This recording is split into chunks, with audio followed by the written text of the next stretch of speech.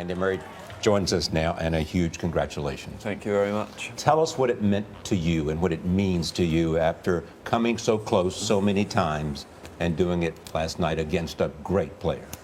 Yeah, it means a lot. I just felt very relieved at the end. It's been, a lot of years of hard work and a lot of tough losses to finally come through, especially in a match like that last night. After being 2 sets to love up and nearly 5 hours, so to finally break through last night was great. Why did you do it? What happened to make you do it last night?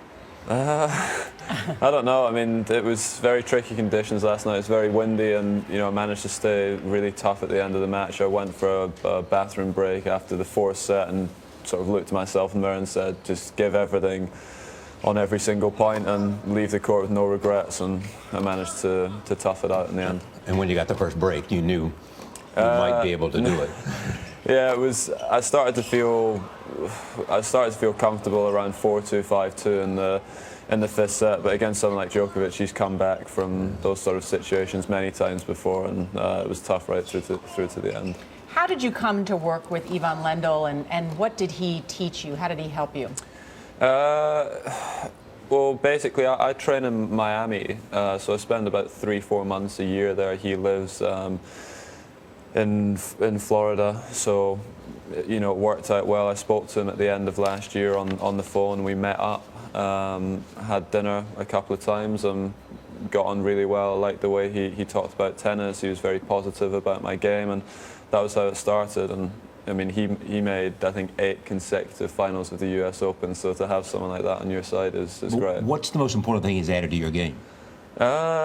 It's not one thing. I feel like having his presence there and his experience around the most important moments for me is what's helped. Knowing what to say before going out to play, the final of a Grand Slam. There's not many people that have been in that position, and he'd played 19 Grand Slams finals, so I think that's been the big difference. I was sitting there last night and watching, and occasionally in the first several sets in which you won, when you make a mistake, or the wind would give you a hard time, you would look up to the box. I never knew whether you were looking at some particular person there in that box where your friends were and where Lendl was. Yeah, it's a hard one to explain. I've done it since I was a kid, and I think I'm quite shy, quite self-conscious, and when you're playing on, a court, there's obviously 23,000 people there and cameras and stuff, I tend to look up to my box just to see some familiar faces to make me feel a bit more comfortable. But Ivan doesn't show too much emotion. No, he's in the box. With cap pulled down, the glasses on, and the red sweater. Yeah. I was saying, show some emotion, Lendl. Exactly, but that's during the match. I need someone calm in the corner, and he certainly provides that. I noticed, Coldplay last night was tweeting congratulations to you. I mean, what does it mean to be? I think it's the first British man to win in 76 years or something like that. I mean, what does that mean? Yeah, it's amazing. I've been asked about it so much over the last 4 or 5 years, and with each year that passed, I was wondering if it was ever going to happen. So I'm glad that I did it for myself last night, but also for the country, and we can move on, and I hope it's not another 76-year wait. I want to get this in. Sean Connery, who was sitting there with his hat, the legendary actor, and James Bond says, it's great for Scotland, and stop saying that he is British. Yeah. He is Scottish. I've been fighting that for 40-odd years. You understand? Yeah, he's always supported me. I got a phone call from the first time when I was 18 years old. He's a big tennis fan, and he's always been extremely pro-Scottish. He's always been right behind me, and I got to meet him after my semi-final and final, and he's a very, very funny man, very, very passionate about Scotland, and it was great to have him there. Is this a great time for tennis? You got Rafa, you got Roger, still damn good, as you know. We've got you, and we've got Novak. I mean, this is a really great time for tennis. Yeah, I think for the last few years, tennis has been a really good place. I think also on the women's side just now, exactly. Serena was here yesterday.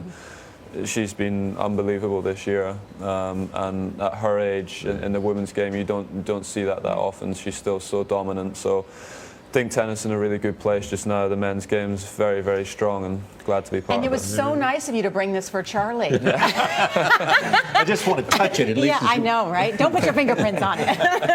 Well, Serena was singing your praises yesterday when she was here. She was rooting for you. Indeed. Yeah, she said, I'm for Andy.